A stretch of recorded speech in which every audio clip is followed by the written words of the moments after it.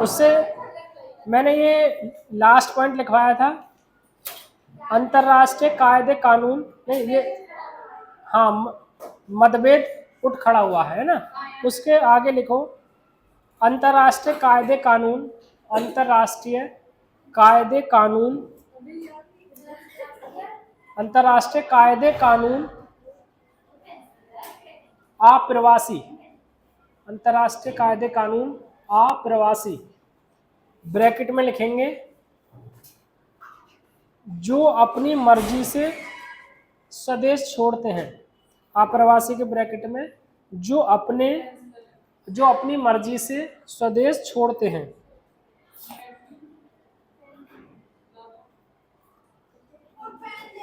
अप्रवासी, और शरणार्थी, और शरणार्थी,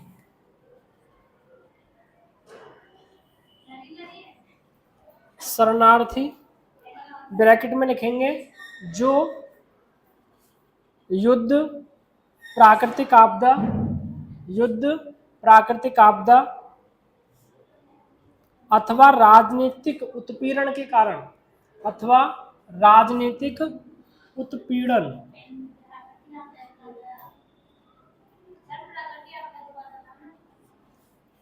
प्राकृतिक आपदा अथवा राजनीतिक उत्पीड़न, राजनीतिक उत्पीड़न के कारण स्वदेश छोड़ने पर मजबूर होते हैं, के कारण स्वदेश छोड़ने पर मजबूर होते हैं।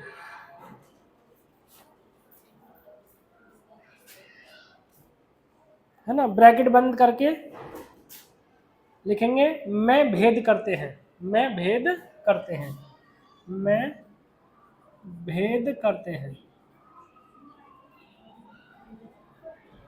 ठीक, ठीक है। अब लास्ट पॉइंट है महामारी, है ना, महामारी क्या होती है, महामारी है?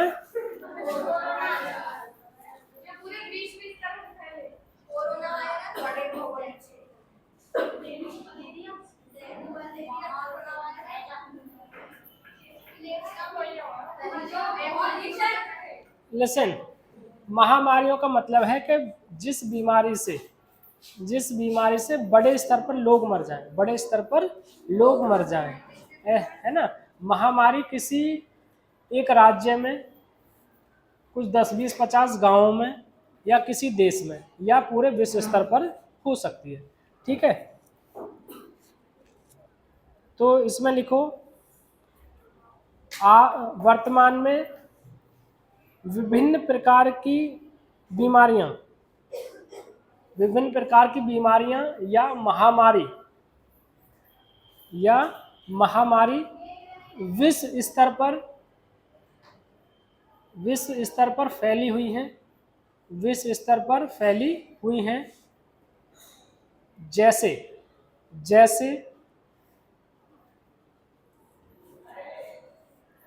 HIV AIDS, HIV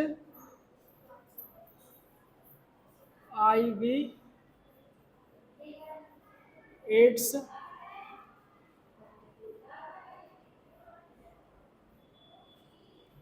HIV AIDS, bird flu,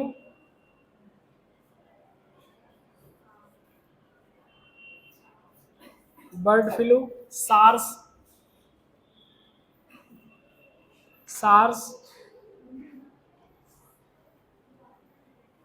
अबोला वायरस,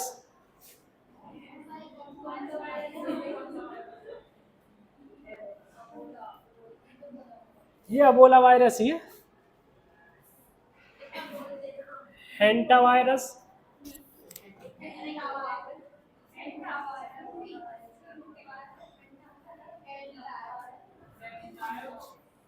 ये जो अबोला वायरस है ना, जो लड़कियां 50 किलो से कम की होती हैं, जैसे बबीता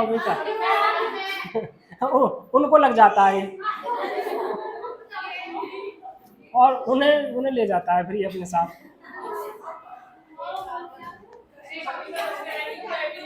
हेंटा वायरस, हेपेटाइटिस एवं hepatitis C.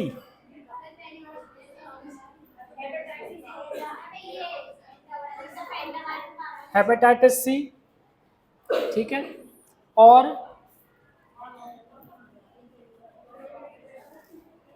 TB, malaria, dengue, TB, malaria, dengue बुखार,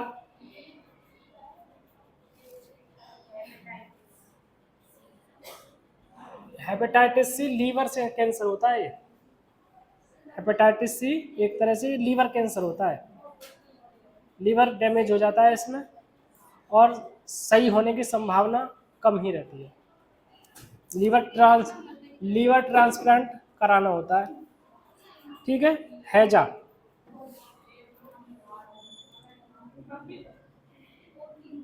एवं हैजा,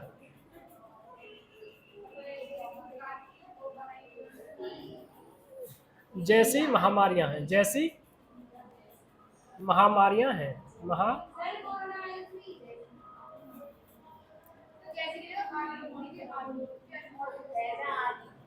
हैजा, हैजा तथा कोरोना वायरस है।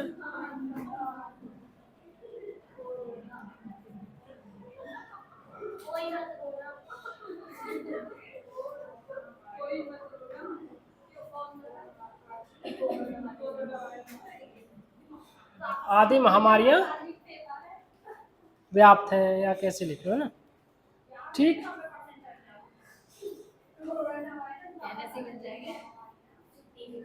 महामारी में हम वैश्विक तापमान को भी रख सकते हैं ना, क्या, वैश्विक तापमान,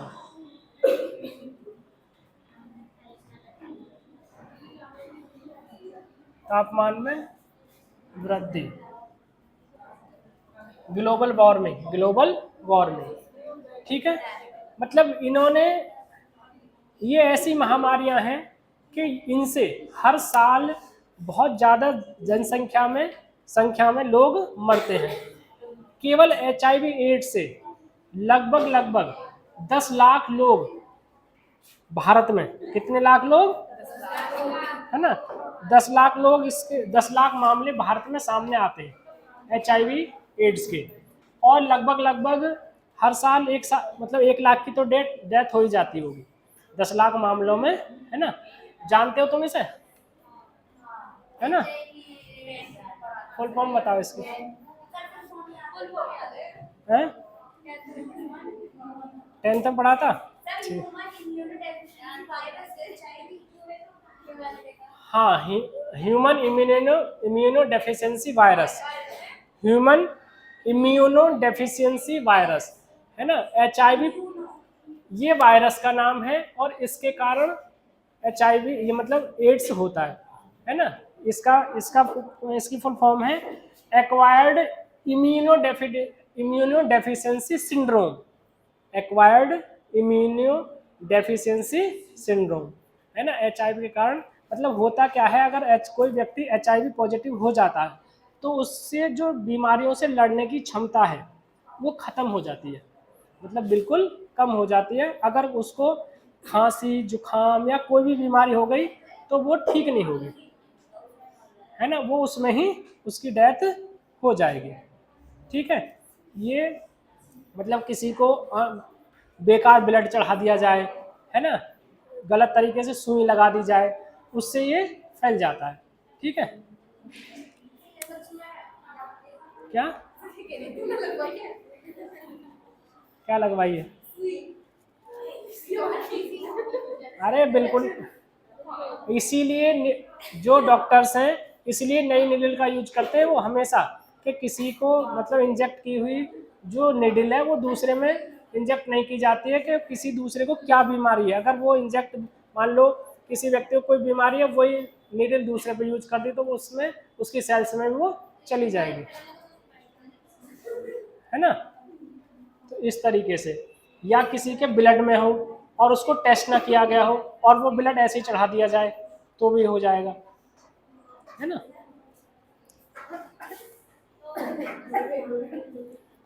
और क्या है, बर्ड फ्लू, ये उसमें होता है मुर्गी मुर्गियों में, है ना, मुर्गा मुर्गियों में होता है।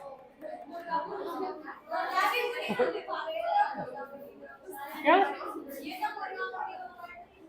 हाँ, तो एक बार ये जब ये पहली बार हुआ था तो बहुत सारे जो मतलब मुर्गा पालने वाले लोग थे, सब मुर्गों को मार दिया गया था, है ना। और 100-100 रुपए के 4-4 मुर्गे बांटे गए थे, मतलब 100 रुपए में 4 ले जाओ, 5 ले जाओ, जब कोई खरीदने वाला नहीं था, है ना। ये सबसे पहले आई थिंक 2002 के आसपास आया था बर्ड फ्लू, 2002-3 में। हाँ, 2002-3 के आसपास, मैं छोटा सा था, मुझे थोड़ा थोड़ा याद है ना। बर्ड फ्लू, सार्स, इस तरीके की महामारियां हैं, है ना। ये सीवियर एक्यूट रेस्पिरेटरी सिंड्रोम, मतलब सांस लेने में इसमें प्रॉब्लम होती है। अगर ये वायरस लग जाए तो सांस लेने में बहुत ज़्यादा प्रॉब्लम होती है, जिससे व्यक्ति की डेथ हो जाती है ना। रेस्पिरेटरी सिस्टम को ये बेकार कर देता है, ठीक है। और ये एबोला वायरस अफ्रीका में, है ना, केरला में भी देखा गया था। मतलब एक छोटा सा वायरस होता है, बॉडी को गला देता है ना उसमें, इस तरीके से। तो टीबी, मलेरिया, डेंगू वगैरह के बारे में आप ये जानते ही हैं, मतलब बड़े स्तर पर इनमें लोगों की डेथ हो जाती है। समझ गए हैं? अरे हाँ, डेंगू में तो कोरोना वायरस से ज़्यादा लोग मर गए। मैं 2000 मुझे हुआ था डेंगू 2022 में, मुझे हुआ था डेंगू, मेरी हालत खराब हो गई थी, हालत खराब हो गई थी एकदम, ठीक है।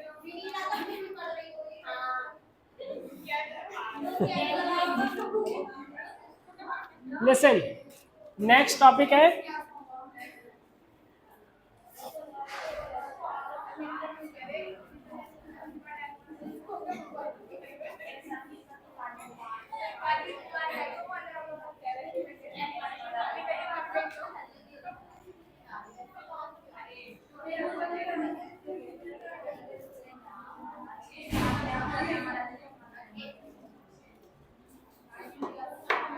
क्या हुआ, नींद आ रही है, सबको नींद आ रही है, नींद नहीं।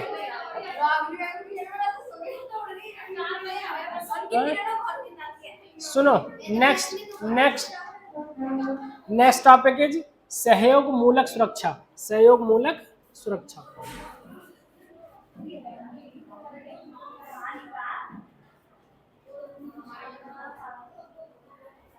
सहयोग मूलक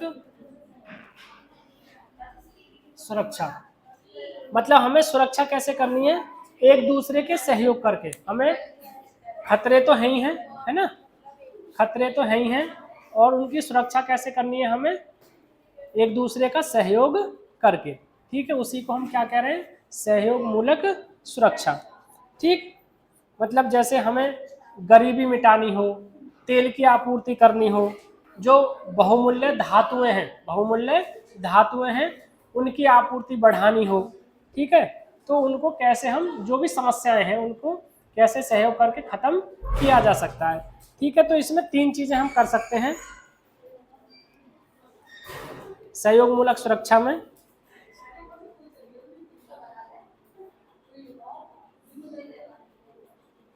ऐसा लिख लो पहले तो, सहयोग मूलक सुरक्षा का अर्थ है, ऐसे लिखो, सहयोग मूलक सुरक्षा का अर्थ है सभी देश एक दूसरे का सहयोग करके, सभी देश एक दूसरे का सहयोग करके सभी समस्याओं का निपटारा करें, सभी समस्याओं का निपटारा करें, सहयोग करके सभी समस्याओं का निपटारा करें, अर्थात सभी महामारियों से सुरक्षा, ऐसे लिखो, जिससे सभी महामारियों से सुरक्षा हो सके, जिससे सभी महामारियों से सुरक्षा हो सके। हैं? हम ये क्या कर सकें, निपटारा कर सकें, जिससे सभी महामारियों से सुरक्षा हो सके, जिससे सभी महामारियों से सुरक्षा हो सके।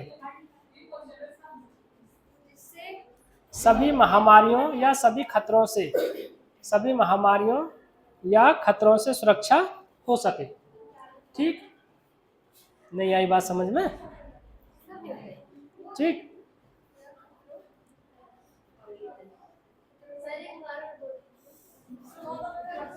बोलो, बोल दो।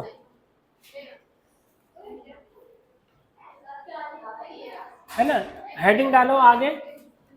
मतलब सहयोग मूलक सुरक्षा के लिए क्या किया जा सकता है? नंबर एक, इसमें क्या किया जा सकता है? एक तो अंतर्राष्ट्रीय सहयोग की रणनीतियां, अंतर्राष्ट्रीय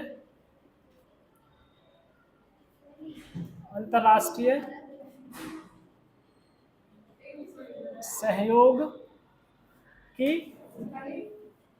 रणनीतियां।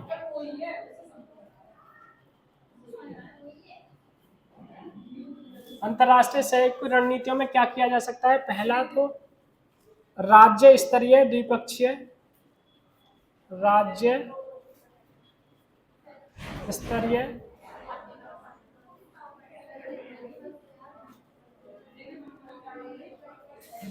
द्विपक्षीय, क्षेत्रीय, महादेशीय,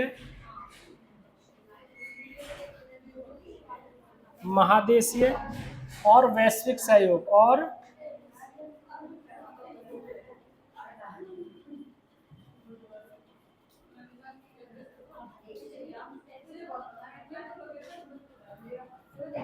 वैश्विक सहयोग।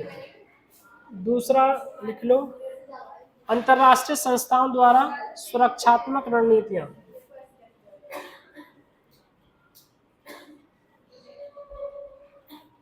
अंतर्राष्ट्रीय संस्थाओं द्वारा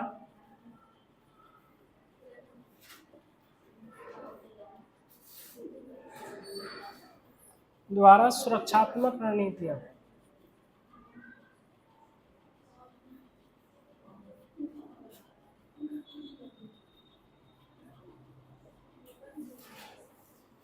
ठीक है,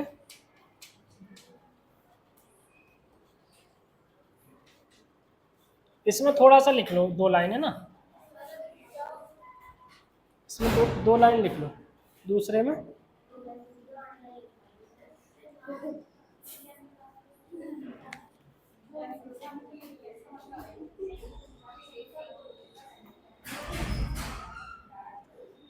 लिखो,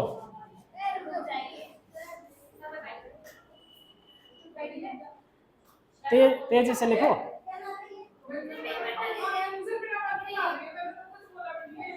घोषण पद्धति अपनाओ।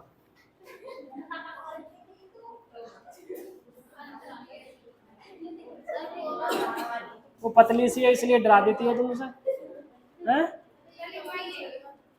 लिखो, अंतर्राष्ट्रीय स्तर की संस्थाओं, अंतर्राष्ट्रीय स्तर की संस्थाओं जैसे, हाँ, अंतर्राष्ट्रीय स्तर की संस्थाओं जैसे संयुक्त राष्ट्र संघ, अंतर्राष्ट्रीय स्तर की संस्थाओं जैसे संयुक्त राष्ट्र संघ, विश्व स्वास्थ्य संगठन, संयुक्त राष्ट्र संघ, विश्व स्वास्थ्य संगठन, विश्व बैंक, अंतर्राष्ट्रीय मुद्रा कोष, अंतर्राष्ट्रीय मुद्रा कोष,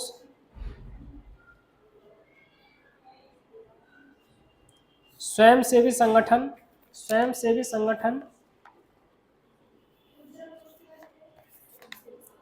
स्वयंसेवी संगठन आदि शामिल हो सकते हैं, आदि शामिल हो सकते हैं। है ना, मतलब ये कह रहा है कि जो अंतर्राष्ट्रीय संस्थाएं हैं वो आपस में कोऑर्डिनेशन करके, है ना, मतलब जो ऐसी संस्थाएं हैं, संयुक्त राष्ट्र संघ है, विश्व बैंक है, अंतर्राष्ट्रीय मुद्रा कोष है, स्वयंसेवी संगठन है ना। स्वयंसेवी संगठन कौन होते हैं?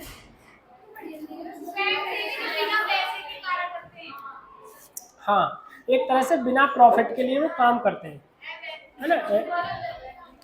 ठीक, तो इस तरीके से तीसरी है, तीसरा तीसरा लिखो बल प्रयोग। तीसरा क्या है?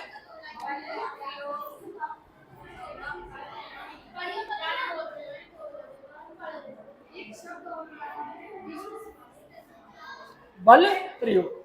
ठीक है, थोड़ा सा और है, बस 15 मिनट में समाप्त है। बल प्रयोग, हाँ ये लिख लो। सहयोग मूलक सुरक्षा में, सहयोग मूलक सुरक्षा में, सहयोग मूलक सुरक्षा में अंतिम उपाय के रूप में, अंतिम उपाय के रूप में बल प्रयोग किया जा सकता है। अंतिम उपाय के रूप में बल प्रयोग किया जा सकता है।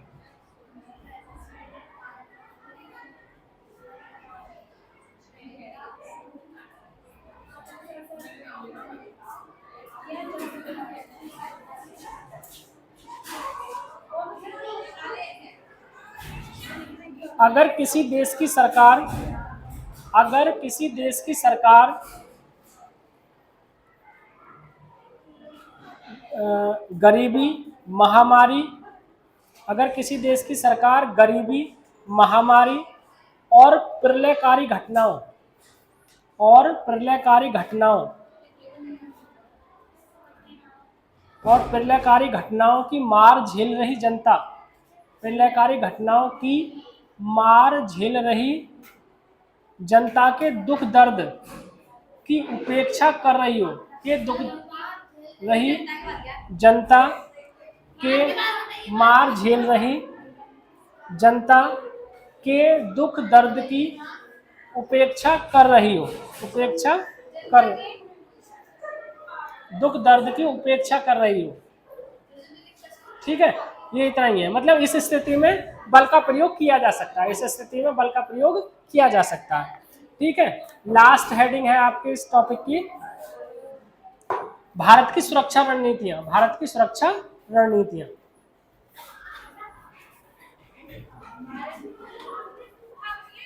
भारत की सुरक्षा रणनीतियां,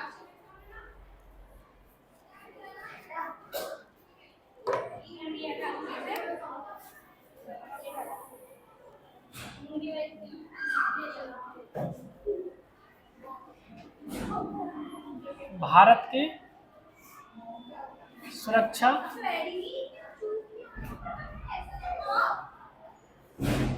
ये अभद्र भाषा का उपयोग ना करें।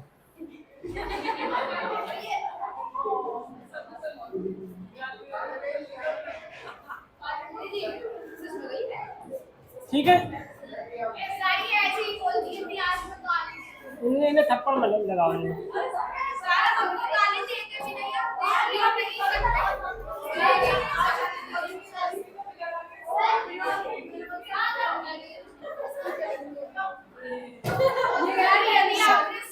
साइलेंट, साइलेंट, शकल देख लो इसकी, ऐसे सीधी सी लगती है, जिस कुछ ना जानती हो।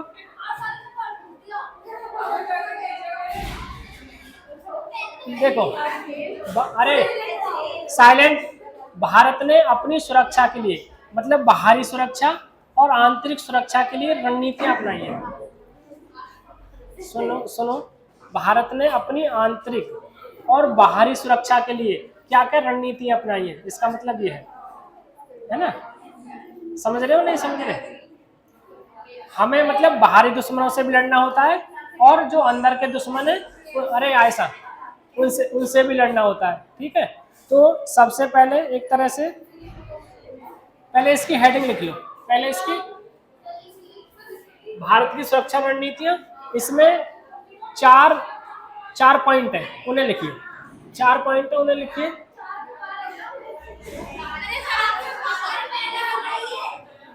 नंबर 1, सैन्य क्षमता को मजबूत करना, ये बंद करना।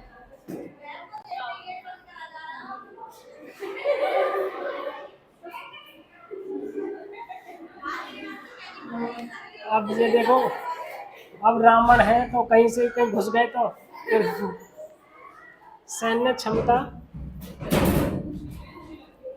को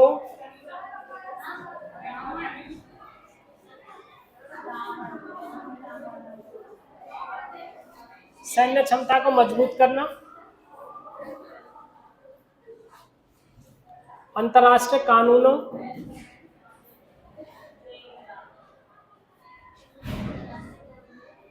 अंतर्राष्ट्रीय कानूनों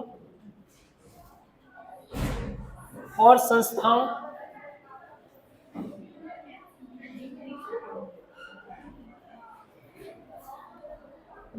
संस्थाओं को मजबूत करना,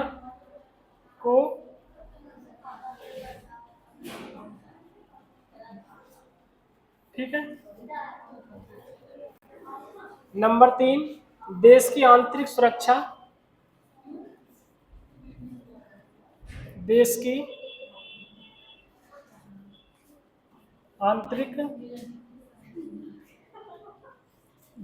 आंतरिक सुरक्षा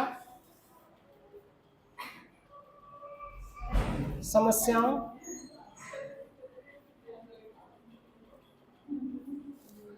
से निपटना,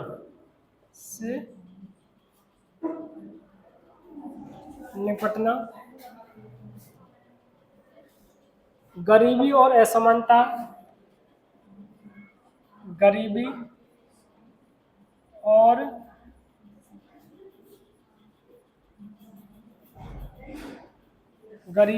असमानता, को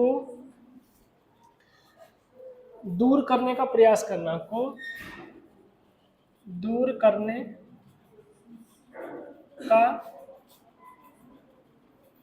करना, मैं पॉइंट इसलिए लिखवा रहा हूँ पहले कि कम से कम ऊपर वाले पॉइंट आपको याद रह जाएं, तो यह है कि इसमें के बीच में फिर तुम लिख सकते हो कुछ ना कुछ।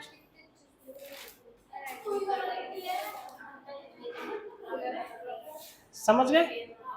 ठीक, देखो अब इन्हें एक एक करके समझ लेते हैं।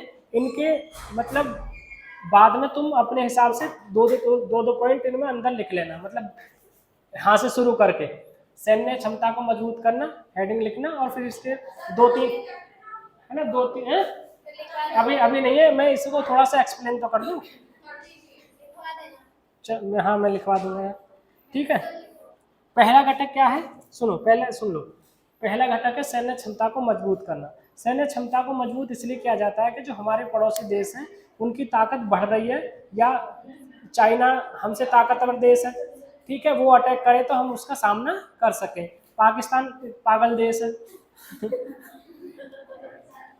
है ना, वो हम पे 4 बार अटैक कर चुका है, ठीक है, मतलब 4 बार, कब 4 के 5 बार, 4 बार, 1947 से 1948 में, 1965 में, 1971 में और 1999 में 4 बार, और एक बार हमारा चीन से आक्रमण हुआ है 1962 में।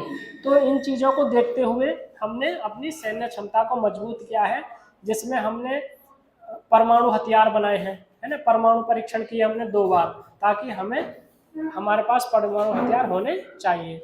अब बहुत सारी मिसाइल्स बनाई, अग्नि है ना, अग्नि 1, अग्नि 2, अग्नि 5, बहुत सारे बैलिस्टिक मिसाइल्स बनाई हैं, सब मरीन्स बनाई हैं जो समुद्र में लड़ती हों। इस तरीके से हमने अपनी सैन्य क्षमता को मजबूत किया है, ठीक है। ये इसमें इस पॉइंट में तो कोई प्रॉब्लम है ही नहीं, है ना, है ना। तो अंतर्राष्ट्रीय कानूनों और संस्थाओं को मजबूत करना। दूसरा घटक क्या है,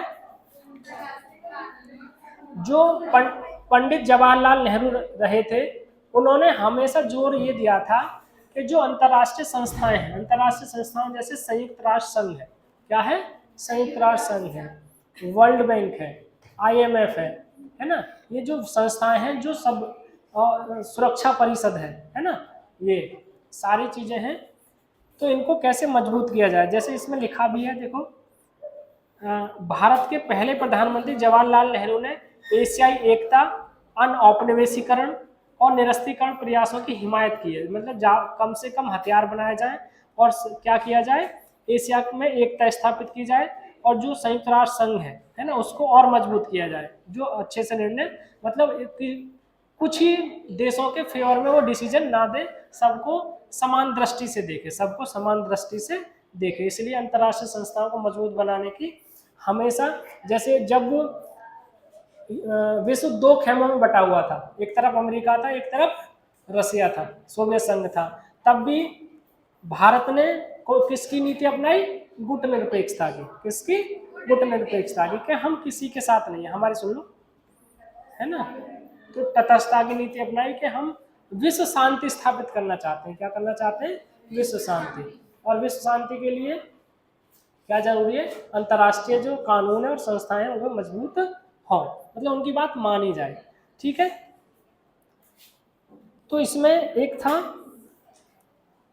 क्योटो प्रोटोकॉल, ये इस पर आपको शॉर्ट नोट आ सकता है। क्योटो प्रोटोकॉल क्या था? क्योटो प्रोटोकॉल क्या था, है ना। और ये इसमें ये किससे संबंधित था, कब हुआ था, ये भी आ सकता है ना। ठीक है, क्योटो प्रोटोकॉल क्या था? ये वैश्विक जो तापमान बढ़ रहा है, जो ग्लोबल वार्मिंग बढ़ रही है, जो इन्हें तो कोई मतलब ही नहीं है ना। ग्लोबल वार्मिंग, है ना, ग्लोबल वार्मिंग जो बढ़ रही है उसके उत्सर्जन को कम किया जाए, है ना। ये था, मतलब वैश्विक ताप वृद्धि से संबंधित थी क्योटो प्रोटोकॉल। और कब हुआ था? 1917 में, वो 1997 में। क्योटो कहाँ है? क्योटो जापान में, है ना। ठीक है, दोनों घटक समझ में आ गए? नहीं, किसको नहीं आए? दूसरा वाला नहीं आया? क्यों प्राची, दूसरा वाला नहीं आया? चलो तो तीसरा देख लो, सुनो, तीसरा देख लो। अरे 5 मिनट में खत्म कर दूंगा, बस सुन लो।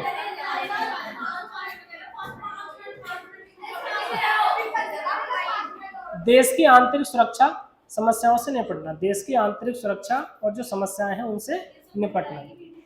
ठीक है, क्या देश के आंतरिक जो मामले हैं, जैसे नागालैंड है, मिजोरम है, पंजाब है और कश्मीर है, यहाँ पर जो ग्रुप्स हैं, जो समूह हैं, वो इनको अलग देश बनाने की मांग करते आए हैं, है ना। पंजाब का अभी मैटर चल रहा है, अगर आप न्यूज पढ़ते हो या टीवी देखते हो, तो पंजाब में कुछ ऐसे लोग हैं जो पंजाब के एक क्षेत्र को खालिस्तान बनाने की मांग करते हैं, है ना। न्यूज़पेपर में आपने जो कनाडा का प्रधानमंत्री है ना, उससे भी डिस्प्यूट चल रहा है इस चीज को लेकर।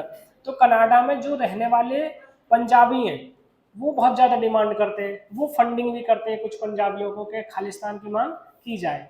तो वैसे ही नागालैंड में, मिजोरम में, यहाँ पर इनको अपना अलग देश बना क्या करने की हमेशा करते आए हैं डिमांड उस समय से ही। तो ये समस्याएं हैं, बाद में कांग्रेस ने भी, बीजेपी ने इन समस्याओं को खत्म किया है बिल्कुल। अब वैसे लगभग अब खत्म हो गई। नक्सलवादियों की समस्या रही है ना। तो ये आंतरिक समस्याएं हैं, ठीक है। लेकिन हमने इन चीजों को भी लोकतांत्रिक व्यवस्था से खत्म करने की कोशिश की है। कैसे? किस तरीके से? लोकतांत्रिक व्यवस्था से, है ना। मतलब सबको भागीदारी का, अरे मतलब उनसे ये कहा हमने, ऐसा नहीं है कि उन पर गोली चलवा दी हो या उनको जबरदस्ती रिप्रेस किया हो। उनसे यही कहा गया है कि आप लोकतांत्रिक तरीके से अपनी बात रखिए, अपनी बात रखिए, आपकी समस्याओं का निवारण किया जाएगा। ठीक है, ये है। और भारत में गरीबी और असमानता बहुत ज़्यादा है, भारत में गरीबी और असमानता बहुत ज़्यादा है। तो जो बहुसंख्यक समाज है या गरीब लोग हैं, तो सरकारें यही प्रयास करती हैं कि जो असमानता है, मतलब गरीबी और अमीरी की जो असमानता है या जातीयगत असमानताएं हैं, उनको दूर कर दिया जाए, उनको दूर कर दिया जाए। मतलब ना, मतलब ज़्यादा जो समाज है वो इक्वल होना चाहिए। वो कैसा होना चाहिए? इक्वल होना चाहिए, समान समाज होना चाहिए। ठीक है, तो लेकिन अभी भी हमारे यहाँ पर गरीबी और असमानता व्याप्त है, बहुत लंबा समय इसे मिटाने में अभी हमें लगेगा। ठीक है, ये तुम्हारा हो गया चैप्टर खत्म है? हैं?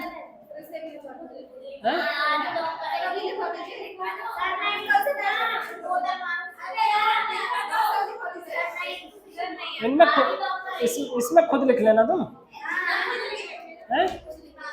खुद खुद लिख लेना, ठीक है।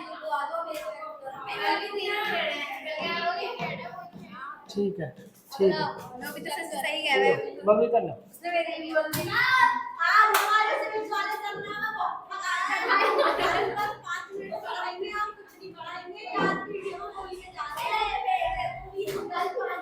और तुम भी बोल लो कुछ, बताओ।